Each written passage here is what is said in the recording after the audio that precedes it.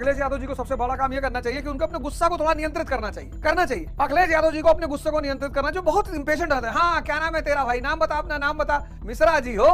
नहीं नहीं नहीं, अरे वो इतने महान नेता के पुत्र हैं और इतने बड़े स्टेट के मुख्यमंत्री रहे हैं, तो झलकना चाहिए वो बात। इतना अच्छा काम किया। मैं तो जब भी आगरा एक्सप्रेसवे पे निकलता हूँ, आगरा लखनऊ एक्सप्रेसवे, मैं सोचता हूँ अखिलेश यादव जैसा ही प्रधानमंत्री होना चाहिए। अगर इतना विजनरी लीडर है वो आदमी। काम ही तो व्यक्ति का परिचय है, और क्या परिचय है। मेरी कोई मुलाकात नहीं, मेरी कोई बातचीत नहीं है, कुछ भी नहीं है, लेकिन काम।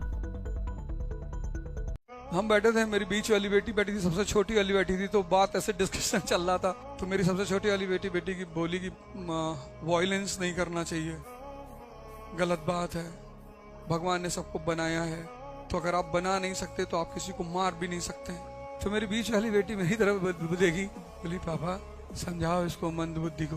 बोली जैसा ये सोच रही है, अगर ये बात जंगल में शेर भी सोच ले तो सारा जंगल मरुस्थल हो जाएगा। अरे मैंने कहा माता जी आपके पैर की जरूरत, बड़े नेक विचार है, ये बड़ी अच्छी बात कही आपने। अखिलेश जीतेंगे हारेंगे? अखिलेश जी 27 हार जाएंगे। हारेंगे इसलिए, अपने एक वीडियो में कहते हैं मैं पता है हमको टोटी चोर किसने कहा था, एक बार हमारी सरकार आएगी तो हम उसको दिखाएंगे, कुंडा में कुंडी लगा देंगे। आपके पिताजी ने तो ये सब काम नहीं किया भाई। मुलायम सिंह यादव के दुश्मन होते हुए भी कोई दुश्मन नहीं था, सब सम्मान करते थे उनका, अपोजिशन भी कर दी थी। ये जो इनकी अति भावुकता है, ये इनको परेशान करेगी। बहुत ज्यादा पढ़े लिखे आदमी के साथ एक दिक्कत ये होती है, क्योंकि वो ज्ञानी होता है तो थोड़ा सा गुस्सैल होता है, थोड़ा सा भावुक भी होता है। जैसे हमारे अखिलेश भैया हैं, वो भावुक भी है और गुस्सैल भी है, गुस्सा कर जाते हैं। उनसे अगर आप मिले तो हमारी तरफ से कहें इस बात को कि 34 में आप ही बनेंगे प्रधानमंत्री, आप टेंशन ना लें, पर गुस्सा छोड़ दें। 4-5 लोग इस वक्त प्रधानमंत्री की रेस में हैं और उनका उज्जवल भविष्य है। उसमें से एक है अखिलेश यादव, पर वो गुस्सा कर जाते हैं, उनको शोभा नहीं देते और भावुक भी बहुत जल्दी हो जाते हैं। मेरी तो कभी मुलाकात नहीं है, बातचीत भी नहीं है मेरी उनसे, पर अखिलेश यादव जी को सबसे बड़ा काम यह करना चाहिए कि उनको अपने गुस्सा को थोड़ा नियंत्रित करना चाहिए। अखिलेश यादव जी को अपने गुस्से को नियंत्रित करना, जो बहुत इंपेशेंट रहते हैं। हाँ, क्या नाम है तेरा भाई, नाम बता, अपना नाम बता। मिश्रा जी हो? नहीं नहीं नहीं, अरे वो इतने महान नेता के पुत्र हैं और इतने बड़े स्टेट के मुख्यमंत्री रहे हैं, तो झलकना चाहिए वो बात। इतना अच्छा काम किया। मैं तो जब भी आगरा एक्सप्रेसवे पे निकलता हूँ, आगरा लखनऊ एक्सप्रेसवे, मैं सोचता हूँ अखिलेश यादव जैसा ही प्रधानमंत्री होना चाहिए। अगर इतना विजनरी लीडर है वो आदमी। काम ही तो व्यक्ति का परिचय है, और क्या परिचय है। मेरी कोई मुलाकात नहीं, मेरी कोई बातचीत नहीं है, कुछ भी नहीं है, लेकिन काम।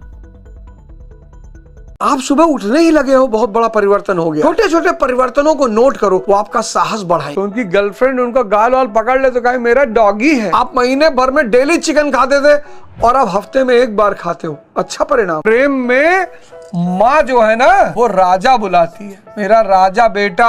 गुस्से में कुत्ता बुलाती है, ये प्रेम में कुत्ता बुला रही है तुमको, तो सोचो गुस्से में क्या करेगी। आप डेली शराब पीते थे, अब हफ्ते में 2 दिन पीते हो। अच्छा परिणाम। कोई भी चीज एक दिन में नहीं खत्म होगी। आप डेली 8 घंटा इंस्टाग्राम देखते थे, अब 1 घंटा देखते हो। अच्छा परिणाम है। इनको लिखो, देखो, हर 1 महीने बाद, 2 महीने बाद, 3 महीने बाद, ये तुम्हें उत्साह देंगे।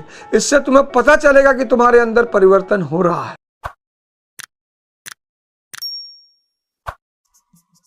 1 महीने में आप 30 दिन शराब पीते थे, आप 15 दिन पी रहे हैं। सुधार है महाराज,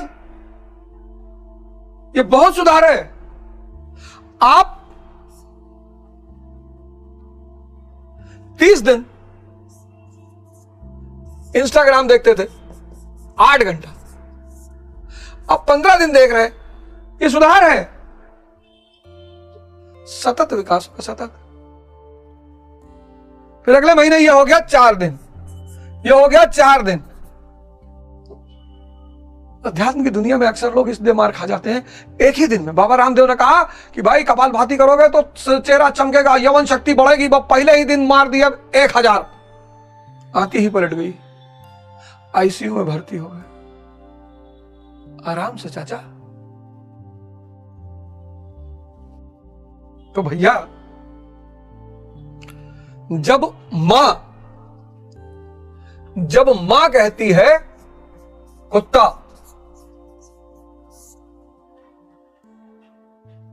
तो प्रेम है। एक हमारे दोस्त है भी दिल्ली यूनिवर्सिटी में, तो उनकी गर्लफ्रेंड उनका गाल वाल पकड़ ले तो कहे मेरा डॉगी है। तो हम उनसे कहे एक दिन, खत्म हो बेटा तुम, तुम्हारा अंत बहुत बुरा है। ये तुम्हारी गर्लफ्रेंड तुमको डॉगी बुलाती है, कहा यार तुम जलते हो देख के, वो प्रेम में बुलाती है। हमने कहा प्रेम में मां जो है ना वो राजा बुलाती है, मेरा राजा बेटा। गुस्से में कुत्ता बुलाती है, ये प्रेम में कुत्ता बुला रही है तुमको, तो सोचो गुस्से में क्या करेगी।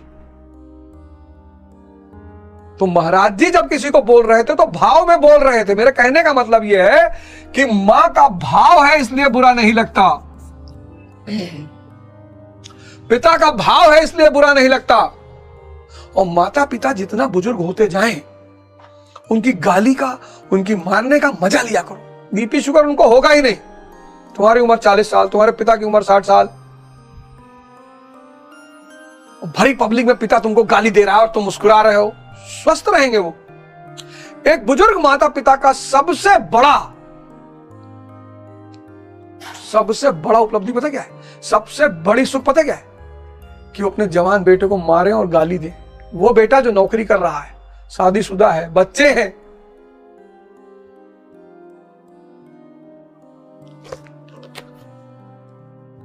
लेकिन उसी की नकल करके अगर पड़ोसी ने दे दिया तो 307 हो जाएगा, 302 भी हो सकता है।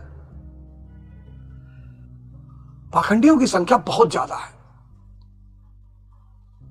एक तो समझ नहीं पाते इसलिए है, दूसरा सम्मान पाने के लिए है। कितने हिंदू है चंदन लगाए टहल रहे हैं, पीला गमछा डाले टहल रहे हैं। कितने मुसलमान हैं जो दाढ़ी बढ़ाए हैं, पैजामा उठाए। उनको देखने मात्र से सामने वाले को ऐसा एहसास होता है कि धार्मिक है। इस सम्मान की प्राप्ति की जो लालसा है वो व्यक्ति को पाखंडी बनने में बड़ा मदद करती है। इस राग और द्वेष का शमन करने के लिए धीरे धीरे, गीता में लिखा उसने, राग और द्वेष के शमन में समय लगता है। साधना यही है।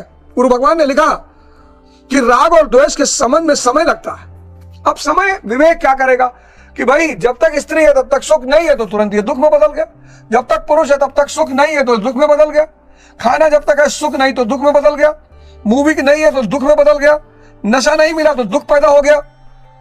तो ये दोनों जुड़े हुए हैं, ये सुख और दुख दोनों जुड़े हुए हैं। इसलिए इस धरती पर जितने लोग सुख की तलाश में हैं वो सब दुखी हैं। तो जब विवेक पैदा होगा तो पता चलेगा कि नहीं यार, ये सब तो विचार शून्य था, मूवी में खो गए, अंदर सारे विचार खत्म, उसका मजा आ रहा है। नशा विचार शून्य था, उसका मजा आ रहा है। खाना जितना स्वादिष्ट उतना विचार शून्य था, उसका। फिर ये धीरे धीरे समझ इनको काटना शुरू करेगी। फिर हम दूसरे की मर्सिडीज देख के दुखी नहीं होंगे। विवेक, हम अपनी होंडा सिटी देख के भगवान को थैंक यू बोलेंगे कि परमात्मा होंडा सिटी दिला दिए, फॉर्च्यूनर दिला दिए, स्कॉर्पियो दिला दिए। हम अपनी उपलब्धियों का धन्यवाद कहने लगेंगे। लोग तैयारी करने आते हैं आईएएस की, पीसीएस की, यहां सीनियरों से मिलते हैं जो 3-3, 4-4 साल की तैयारी कर रहे हैं। वो कहते हैं अरे यार डीडी बसु पढ़ना पड़ेगा। जिसको एनसीईआरटी समझ में नहीं आई वो डीडी बसु क्या पढ़ेगा? जिसको लैटिट्यूड नहीं पता है वो गोचिंग लियोंग क्या पढ़ेगा? जिसको लैटिट्यूड नहीं पता वो गोचिंग लियोंग क्या पढ़ेगा? जिसको जीडीपी की समझ नहीं है वो दत्ता सुंदरम क्या पढ़ेगा? जिसको फंडामेंटल राइट का मतलब नहीं पता है वो डीडी बसु क्या पढ़ेगा? जिसको इनर्शिया नहीं पता है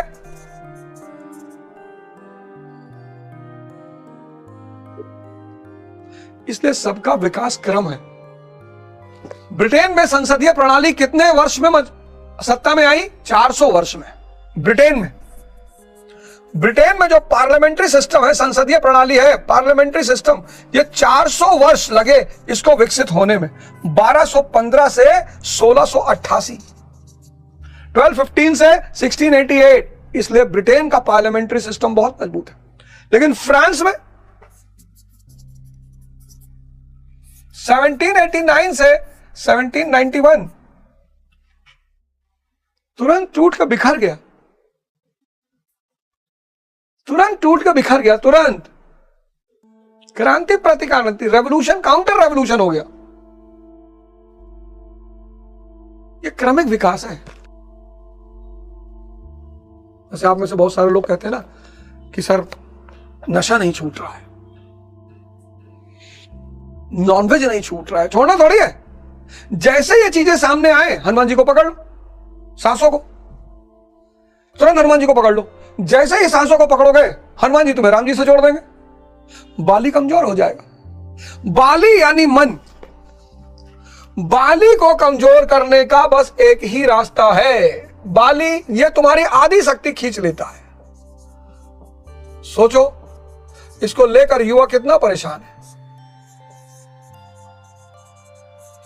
इनको लेकर युवा कितना परेशान है।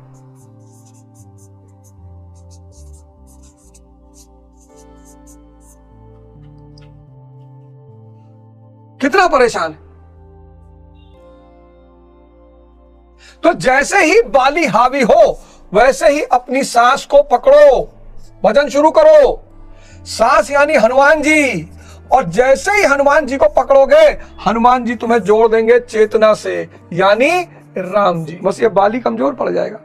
ये सतत साधना से होगा, ये सतत साधना से होगा। पहले दिन जब करो तो तब तक करते रहो जब तक बेचैनी खत्म ना हो जाए।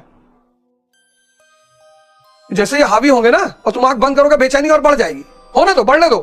तुम बस सांस देखते जाओ, देखते जाओ, देखते जाओ, देखते जाओ। 5 मिनट, 10 मिनट, 15 मिनट।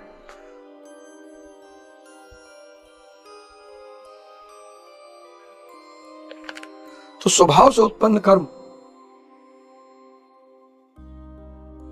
तुम बाहर से आरोपित नहीं करोगे। जितने लोग बाहर से आरोपित कर रहे हैं अच्छाई को, वो सब पाखंडी हो जाते हैं।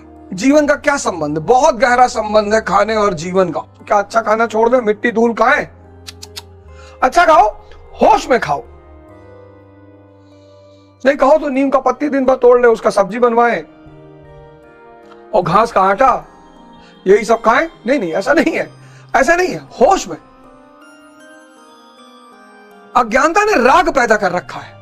लगता है स्त्री से सुख मिल रहा है, पुरुष से सुख मिल रहा है, खाने से सुख मिल रहा है।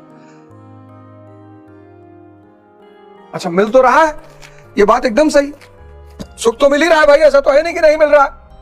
तो अज्ञानता बस ऐसा लग रहा है कि स्त्री से सुख मिल रहा है, पुरुष से सुख मिल रहा है, खाने से सुख मिल रहा है, मूवी देखने से सुख मिल रहा है, नशा करने से सुख मिल रहा है।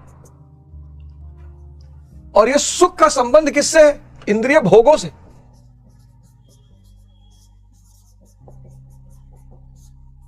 तो चूंकि इनसे सुख मिल रहा है तो राग पैदा हो जा रहा है, इन सब से लगाव पैदा हो जा रहा है, और फिर हमसे अच्छी ये चीजें जिसके पास है उसके प्रति द्वेष पैदा हो जा रहा है। ये राग और द्वेष, ये दोनों विषय चिंतन को बढ़ाते हैं। ये राग और द्वेष दोनों विषय चिंतन को बढ़ाते हैं। विषय चिंतन बढ़ रहा है यानी मन हमेशा बाहर रहेगा। मन जब हमेशा बाहर रहेगा, अशांति, दुख, संताप, कष्ट, डिप्रेशन, प्रेशर,